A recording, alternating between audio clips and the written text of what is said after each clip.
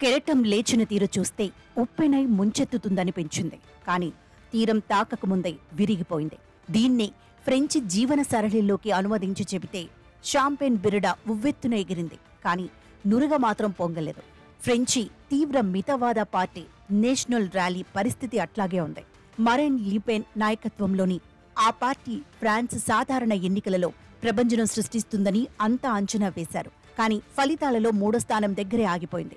ఫ్రెంచి చరిత్రకు సంస్కృతికి భిన్నమైన ఫాసిస్ట్ పోకడలు కలిగిన పార్టీ అధికారంలోకి రాకుండా నిలువరించామని తీవ్రవాద వామపక్ష కూటమి, ఇంతదాకా అధికారంలో ఉన్న మధ్యవాద కూటమి సంతోషిస్తున్నాయి.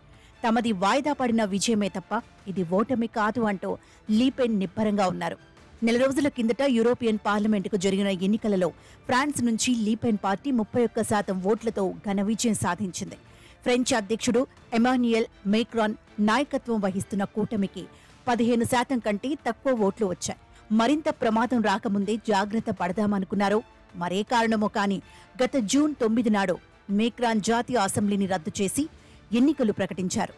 జూన్ 30 నాడు మొదటి రౌండు 76 స్థానాలకు పోలింగ్ జరగగా జూలై 7 ఆదివారం నాడు రెండో రౌండ్లో 501 స్థానాలకు పోలింగ్ జరిగింది. మొదటి దశ పోలింగ్ తీరు నేషనల్ ర్యాలీ పార్టీకి అనుకూలంగా జరిగినట్టు 33% కంటే అధికంగా ఓట్లు ఆ పార్టీ పొందినట్టు తెలియగానే దేశంలోని మధ్యవాదులు, వామపక్షీలు కలవరం చెందారు. రెండో దశ ఓటింగ్ కూడా అదే తీరుగా ఉంటే దేశం తీవ్ర మితవాదుల చేతిలోకి పోవడం ఖాయమని భయపడ్డారు. అందుకని మధ్యవాద వామపక్షీయుల మధ్య అవగాహన కుదిరిందని, ముక్కోణ పోటీని ద్విముఖ పోటీగా మార్చడానికి దాదాపు 200 మంది అభ్యర్థులు విరమించుకోవడం దాన్ని సూచిస్తుందని పరిశీలకులు చెబుతున్నారు. రెండో దశలో గాలి మార్పు కారణంగా అంతిమ ఫలితాలు భిన్నంగా వచ్చాయి.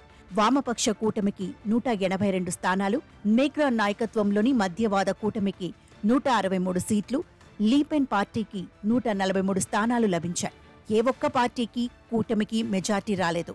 మేక్రాన్ కూటమి వామపక్ష కూటమితో మొత్తంగానూ అందులోని కొన్ని పక్షాలతోనూ అవగాహన కుదుర్చుకుంటే తప్ప కొత్త ప్రభుత్వం ఏర్పడడానికి చాలా కాలం పట్టవచ్చునని, అంతదాకా ప్రస్తుత ప్రధానమంత్రి గ్యాబ్రియెల్ అట్టల్ను కొనసాగవలసిందిగా అధ్యక్షుడు మేక్రాన్ కోరుతున్నారు. ఫ్రాన్స్ అధ్యక్ష పదవికి 2027లో తిరిగి ఎన్నికలు జరుగుతాయి.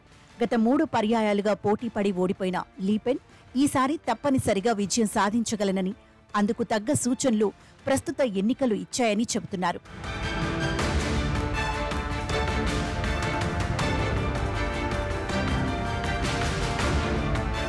ఫ్రాన్స్ ఎన్నికల ఫలితాలు అనేక దేశాలలో ఇటీవలి వ్యక్తమైన ధోరణులను స్ఫురింపచేస్తున్నాయి.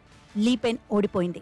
తక్కిన 2 కూటములు కుమ్మక్కు కావడం వలన, లేక ఆమె పార్టీ ఇచ్చిన నినాదాలతో అహంకారం ధ్వనించినందున అన్న చర్చ కూడా జరుగుతోంది.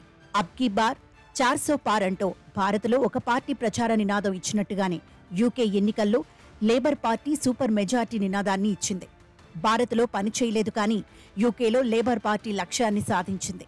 ఫ్రాన్స్లో లీపెన్ తిరుగులేని మెజార్టీ అన్న నినాదాన్ని ప్రచారంలో పెట్టింది. తమ విజయం ఖాయమన్న ధోరణి ఆ పార్టీ ప్రచారంలోనూ నాయకుల సరళిలోనూ అమితంగా వ్యక్తం కావడం ఓటర్లను విముఖం చేసిందని, మొదటి దశ ప్రచారాన్ని చూశాక రెండో దశ నిర్ణయం మారిందని అంటున్నారు. నిజానికి మేక్రాన్ నాయకత్వంలోని అధికార కూటమి మీద ప్రజల్లో వ్యతిరేకత బాగా పెరిగింది. అది EU ఎన్నికలలోనే వ్యక్తమైంది.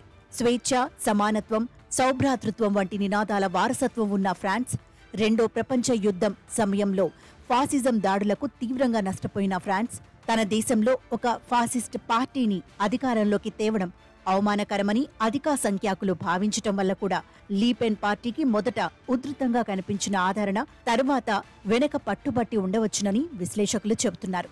ఇంగ్లాండ్లో కూడా తీవ్ర మితవాద పార్టీ రీఫార్మ్ యూకే 4 స్థానాలకే పరిమితం కావడం అక్కడి ప్రజాస్వామ్యవాదులకు ఊరట కలిగించింది.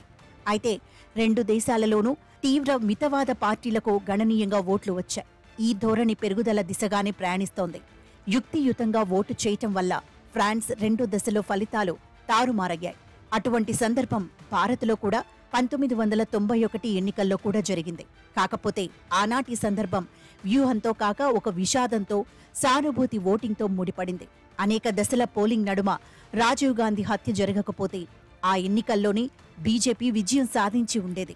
యూకేలో అయినా ఫ్రాన్స్లో అయినా దేశంలోని సామాజిక ఆర్థిక సమస్యల పరిష్కారానికి చిత్తశుద్ధితో కృషి చేస్తే తప్ప అక్కడ త్వరలోని తీవ్రవాద రైటిస్టులు అధికారంలోకి వచ్చే అవకాశం ఎంతైనా ఉంది. ఇప్పుడు వామపక్షాలకు ఫ్రాన్స్ ప్రజలు పెద్దపీట వేశారని సంతోషించేవారు లీపెన్ ఆత్మవిశ్వాసాన్ని కూడా పరిగణనలోకి తీసుకుని జాగ్రత్త పడాలి.